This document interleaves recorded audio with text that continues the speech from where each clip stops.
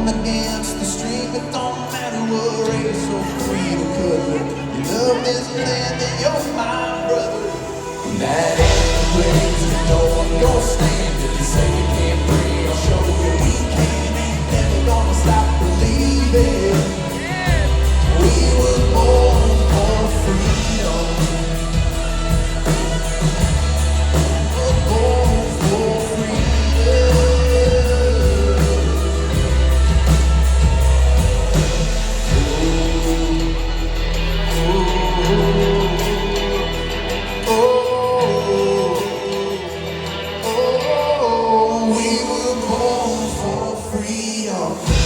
Welcome, welcome, welcome, Ragers, Patriots, Walkaway family. It is time for another episode of the Walkaway Reunion.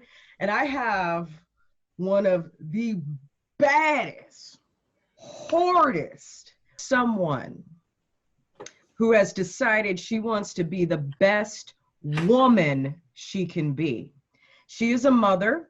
She's a speaker, she's an activist, she's part of the Walkaway family, she's an author. The name of her book is Keep It Naked. Welcome to the show, Shemeka Michelle. Thank you for having me.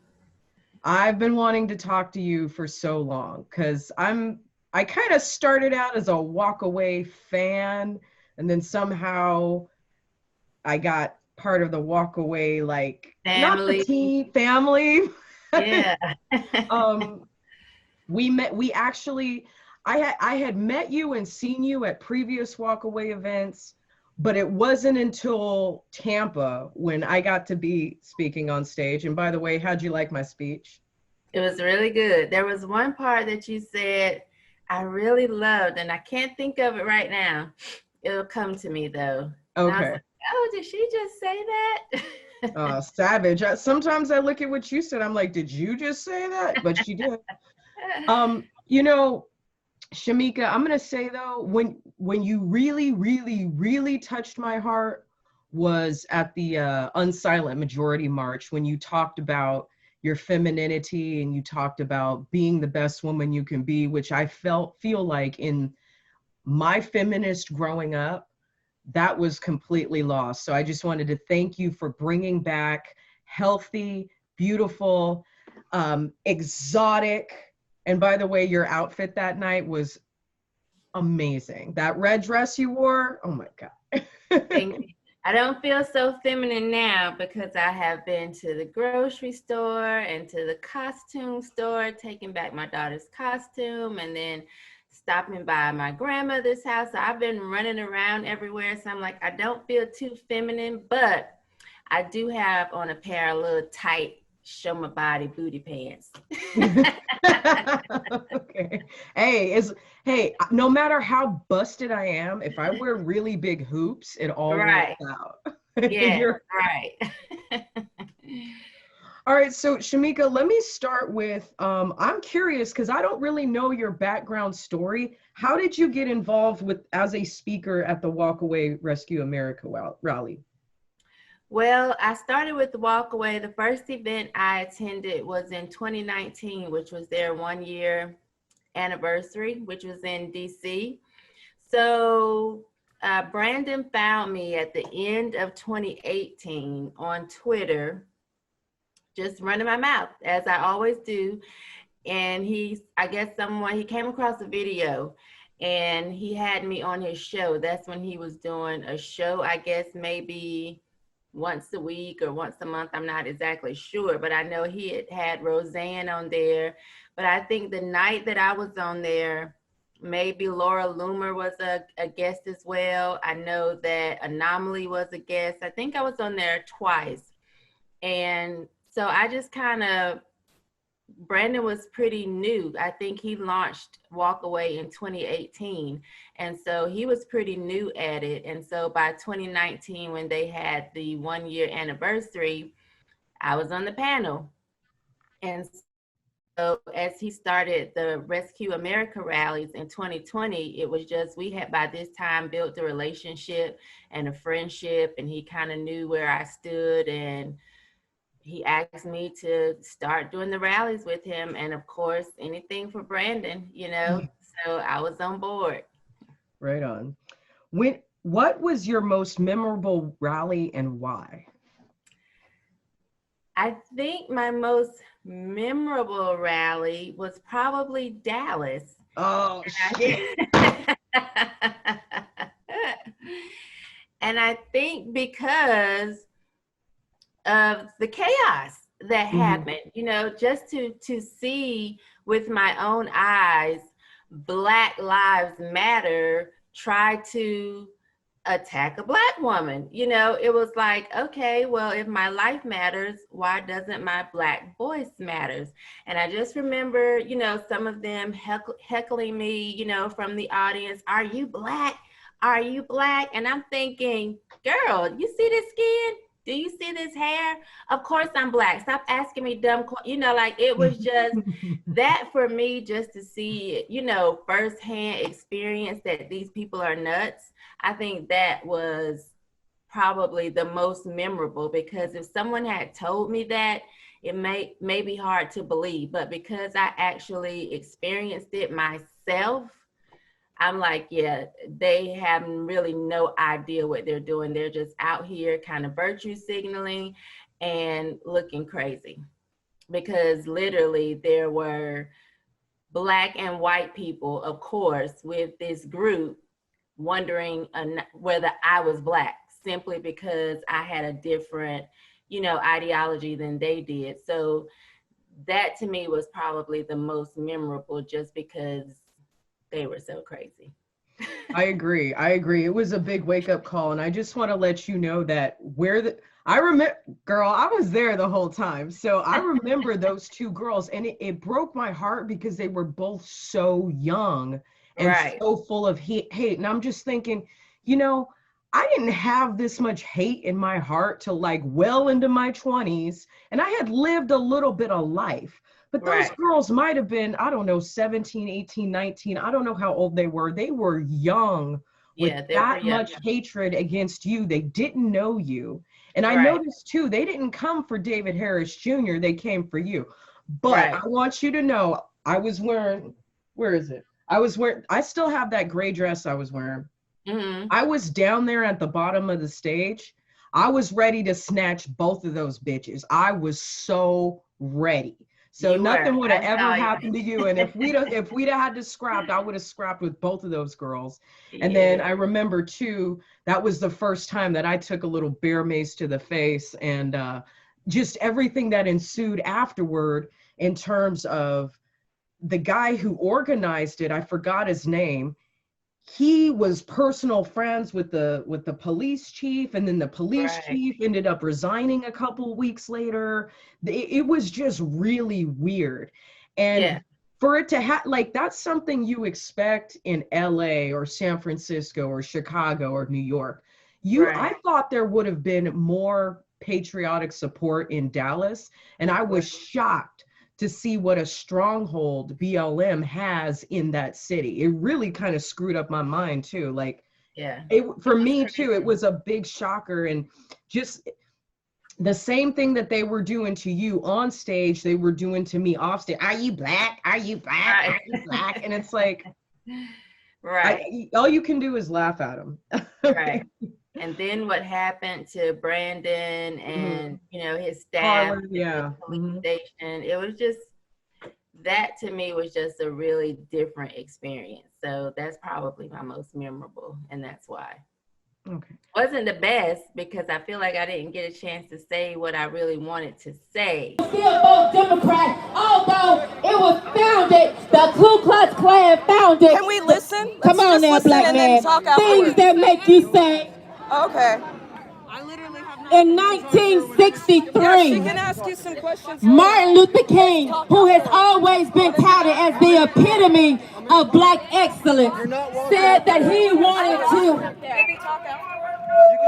I'm trying to talk to you.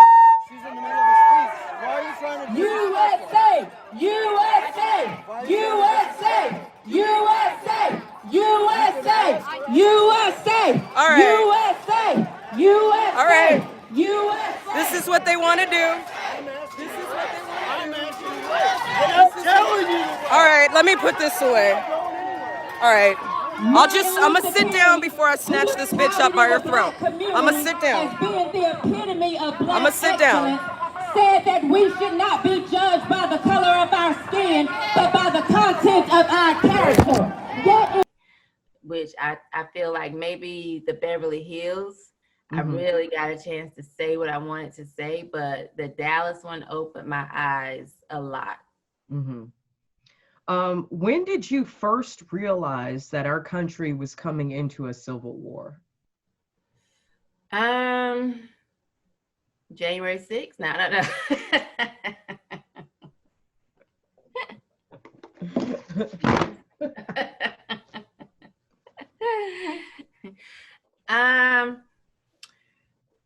I don't know. I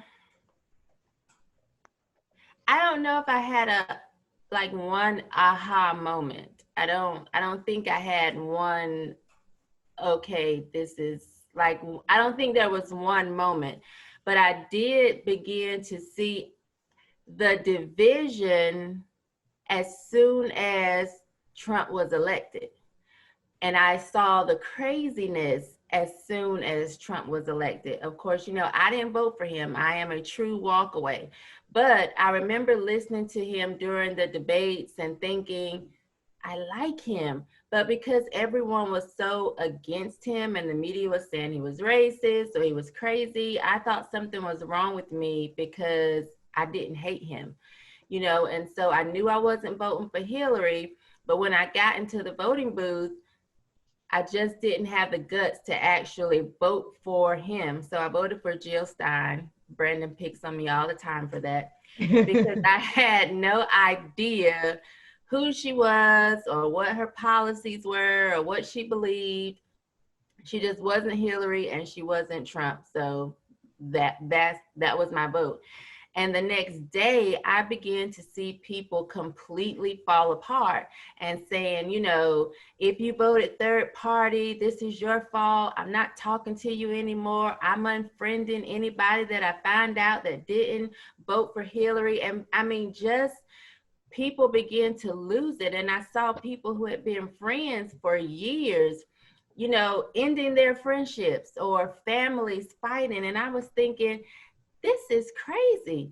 And when they did the Women's March that January of 2017, I thought this is foolishness. And I wrote an article about it. And I got a call from the Wall Street Journal and the Final Call. And a lot of people, it was shared over 10,000 times on Facebook really quickly, and I was just so angry at the way I was seeing people behave. Like it didn't make sense to me.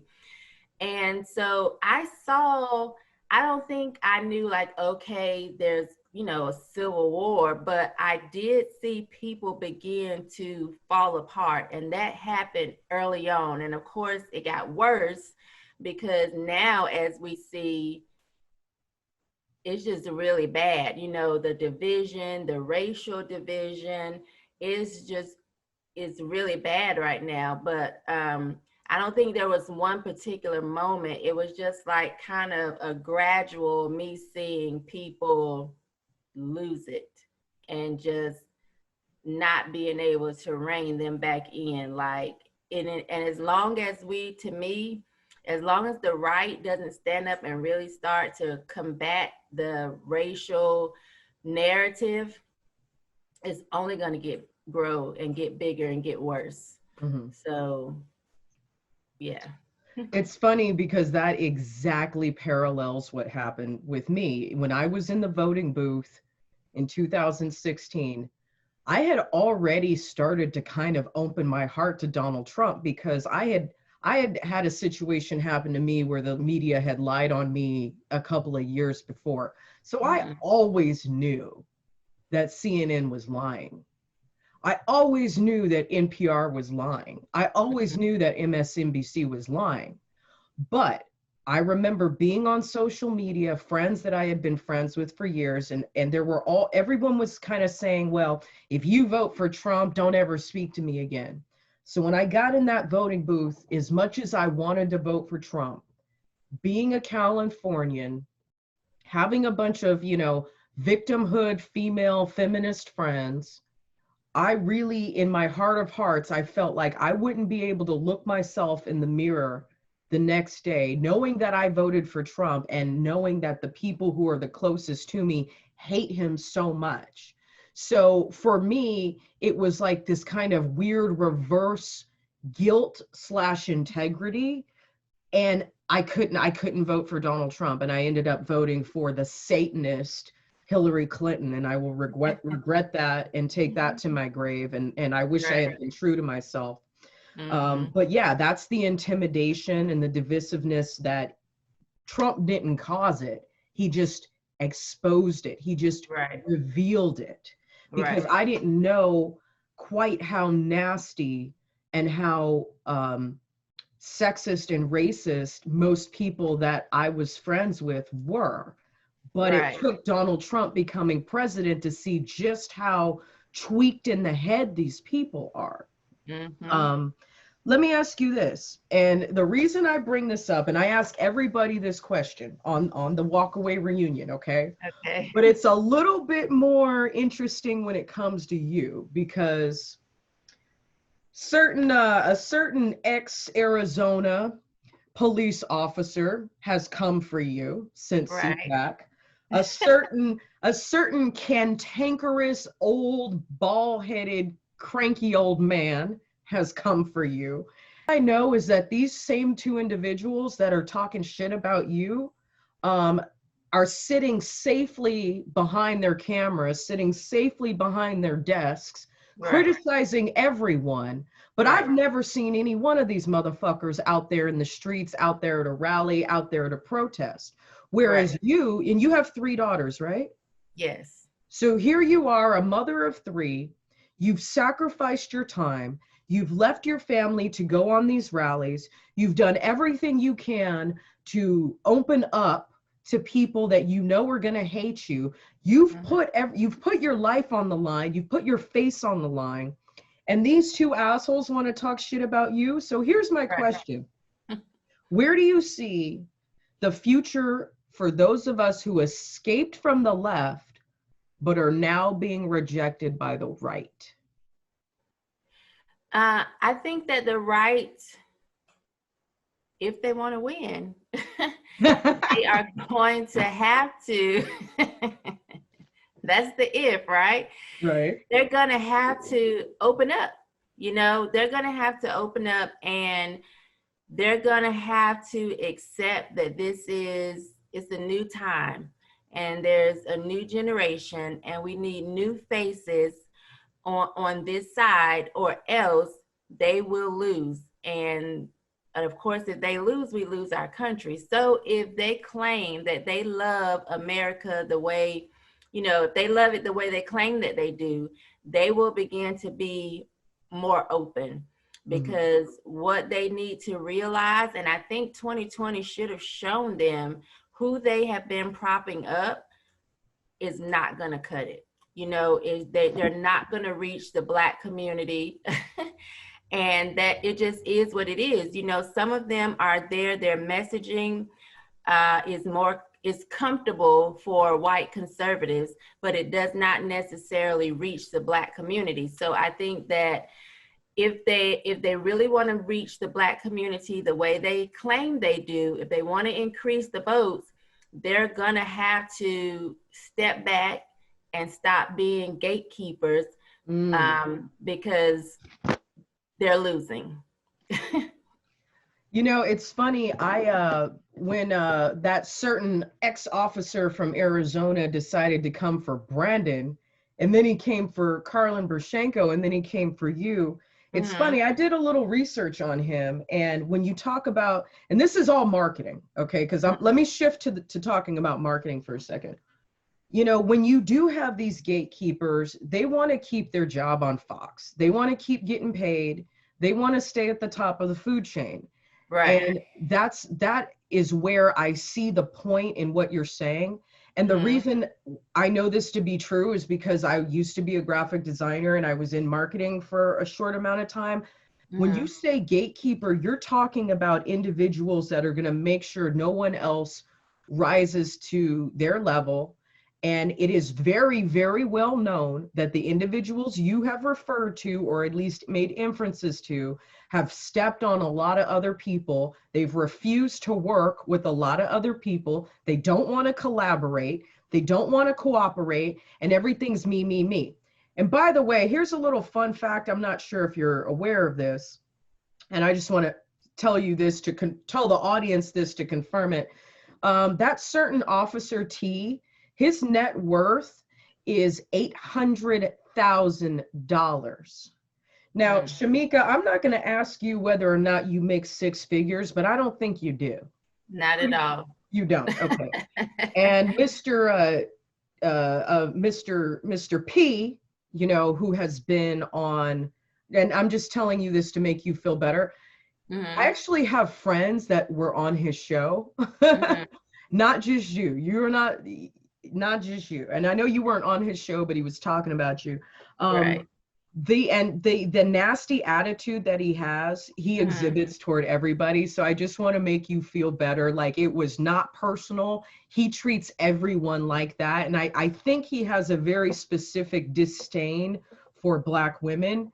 And I've noticed that because I used to listen to him a lot. So if anyone's a self-hating individual, it's probably him. So I hope you didn't take what he said personally, because he's awful with everyone. Yeah, no, it didn't. It was like, wow, okay, you know, for me. But as I said in my video, I care more what men think that don't have to take a little blue pill to perform.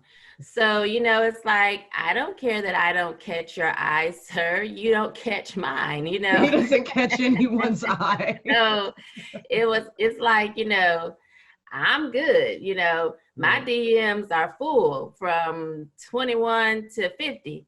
So, so I'm not sad. But I just thought it was surprising, you know, like, okay, sir, you're in your 70s. You know what an afro looks like. You know, let's not play games. You're from the South. And you know, like I said in the video, I hear that he has a son out of wedlock.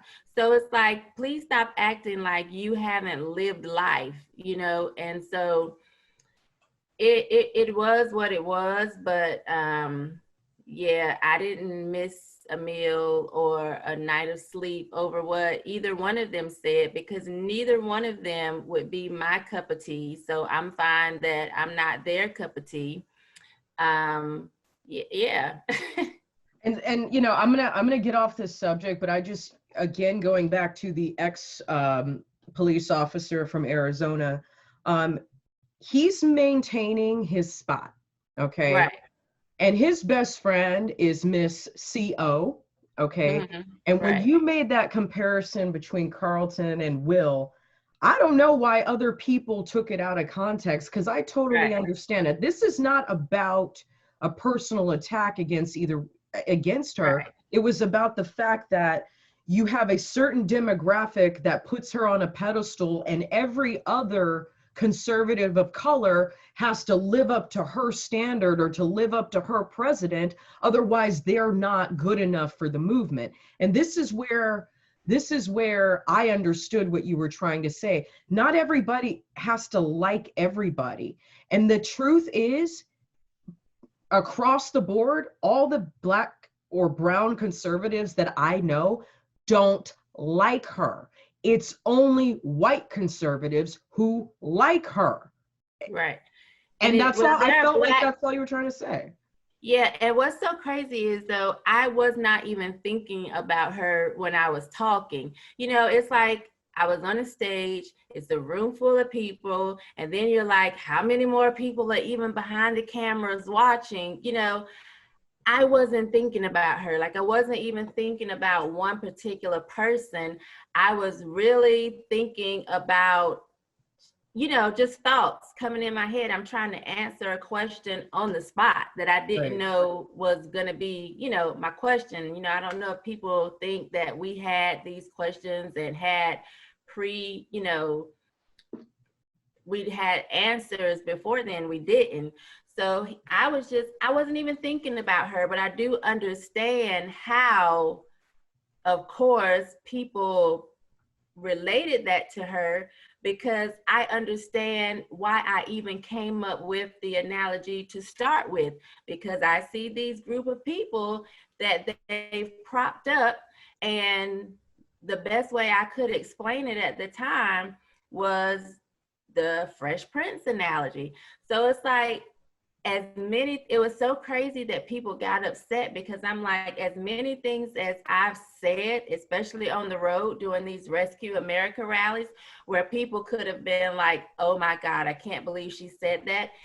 That was not one of the times that I thought I would get oh my God, I can't believe she said that. I was like, I've said drag Lindsey Graham out the closet. And, and I'm just thinking, I didn't get that much hate from that, you know? And so it was just funny to me, because I'm like, I was really trying to present a good answer to the question. I wasn't thinking about one particular person, and it just went totally, like, for some people, it went totally over their heads. And I'm like, okay, those are the intellectual midgets, because most people got it, you know? But I do understand why people said, oh, she was talking about Candace, because number one, some people would say that she's a Carlton, right? But somebody else I saw said, she's not even a Carlton, because Carlton actually liked Black people. So it's like, they need to realize that, you know, what does the Black community feel about these people that they are pushing out there? Because if you want to reach the Black community, you need to listen to them, and you need to be open to what they're saying. And no one wants to listen to somebody that they feel like is condescending or that doesn't like them. And, you know, I said in an interview, somebody was questioning me because they wanted to write an article. Again, she says some very good things. I don't have an issue with her because she doesn't bother me. My issue would be, is it reaching the Black community? That would be my issue, you know, because I'm not offended by the things that she says. I'm already here. And I think that's what they need to look at. Like, it doesn't matter what the people that are already voting right feels. If you're already a conservative, if you're already voting right, it doesn't matter what you think. It matters what the people that we're trying to reach think. And so unless we are listening, we got to have our ear to the street. If your ear is not to the street, if you don't know how they're thinking and what they feel, you're missing it. You're losing it. And we will continue to lose, because we're preaching to the choir. I'm not interested in preaching to the choir. I like the choir. You know what I'm saying? Everybody want to, yes, amen, preach. Everybody want that. But what about those that are outside? That's who we need to reach. And so that's what I'm interested in. And for Officer T or JLP or anybody, they can kiss my BUTT, because what I want to do is reach the people that are on the outside that we need to bring in. And I know for a fact they could never come to my community and say the BS that they say online. That's where they better stay, online, behind their computer, behind their camera, because if they tried that in these parts where I'm from and where a lot of people are from, they would never make it out.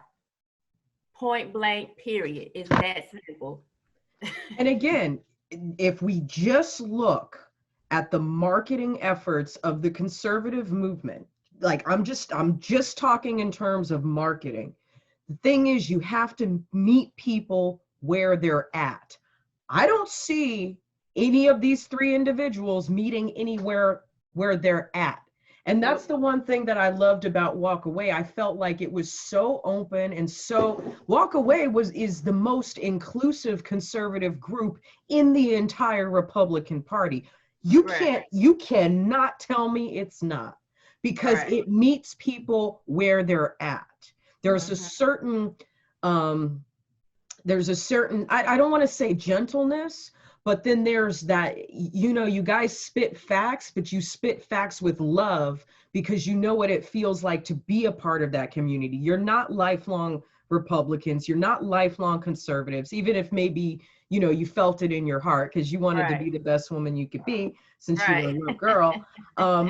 But yeah, it's mind blowing. But I applaud you for being as strong as you are, for standing up to the people that you've stood up to, for holding your own. I don't think there was anything wrong with your speech at CPAC. I didn't see why anyone was offended, but let me move on real quick because I know you got to go. My last question, actually, I have two last questions. Your feminine journey and your femininity. This is what I really wanted to talk to you.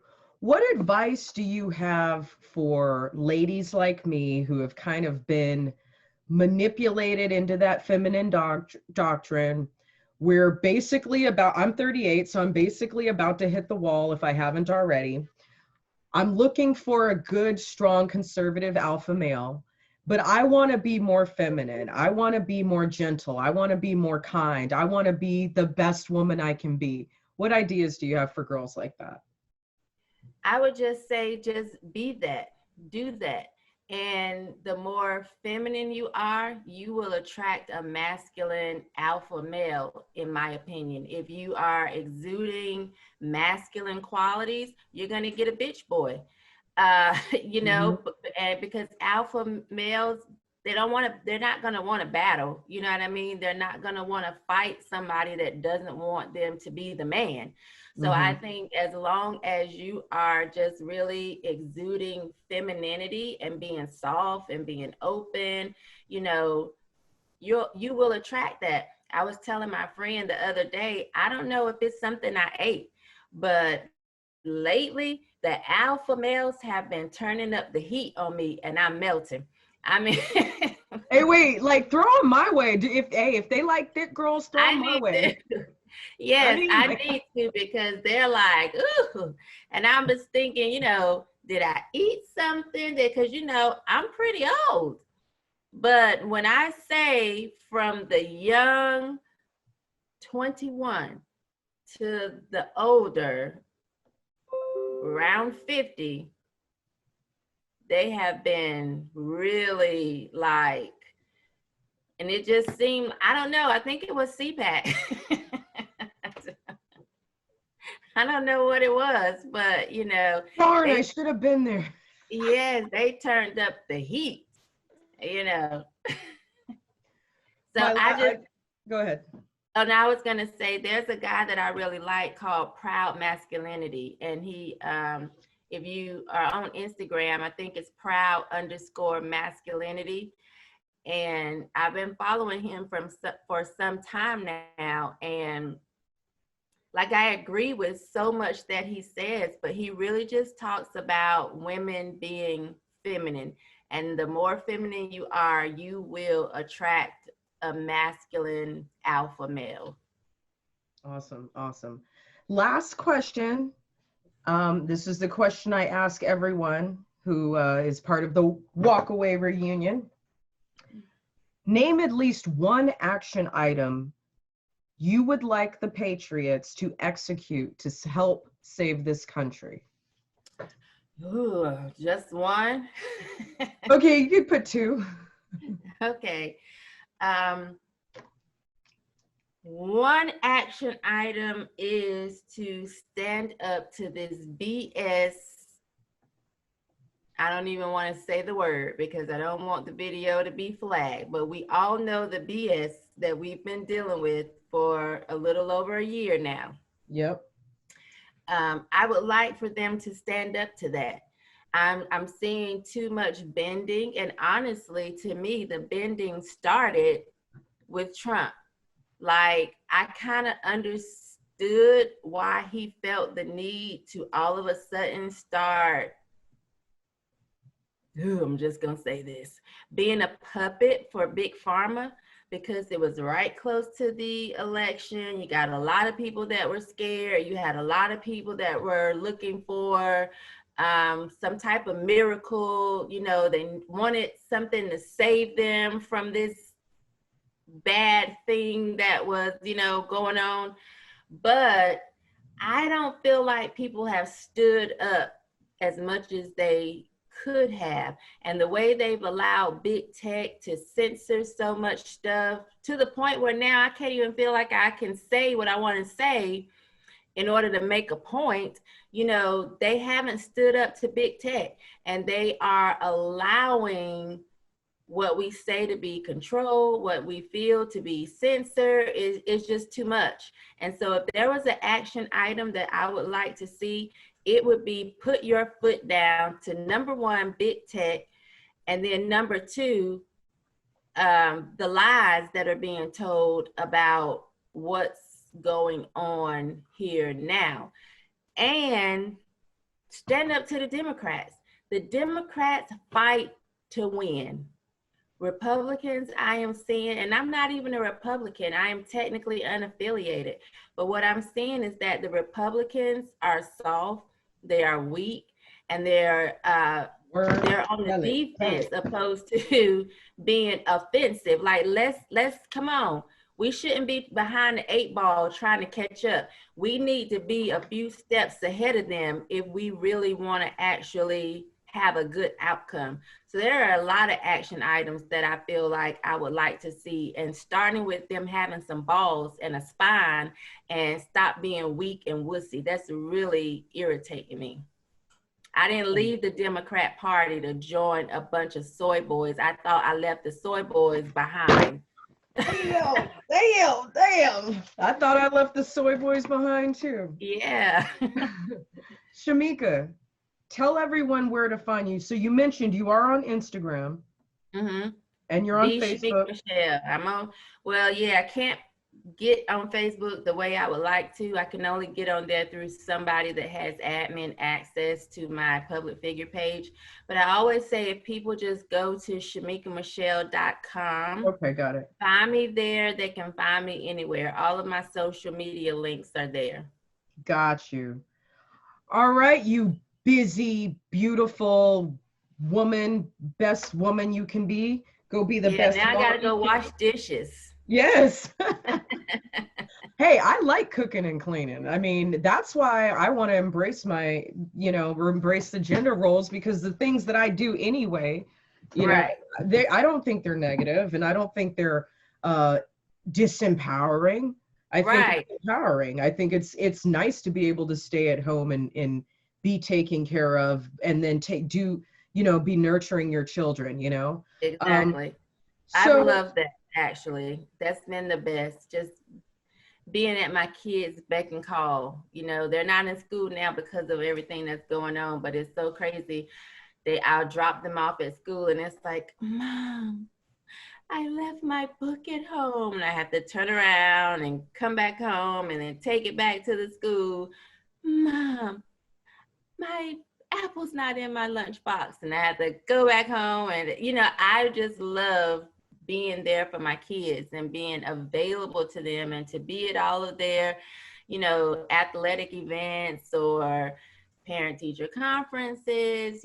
That's been great. Initially it was tough having young kids, and I was married at the time, and also being his secretary, the Mary J. Blige, I'm not gonna cry, I was your lover and your secretary. That's what I was, working every day of the week. But I wouldn't change anything. It was worth it. Awesome. And with that, ladies, gentlemen, all of us patriots, you've heard it straight from her mouth. Let's let her get back to attending to her children as a good mother should. I want to thank you. I've been chasing you for a long time, and we finally have the time to talk. I'm so happy. You made my day. I enjoyed it. Good. And I have to come back sometime. You're VIP. Not be looking like a thug the next time. Okay, and I'll tell you what, if we do another one together, I'm gonna turn up. I'm like a 5 now, but I can actually get to a 10. Trust me. Okay. Okay.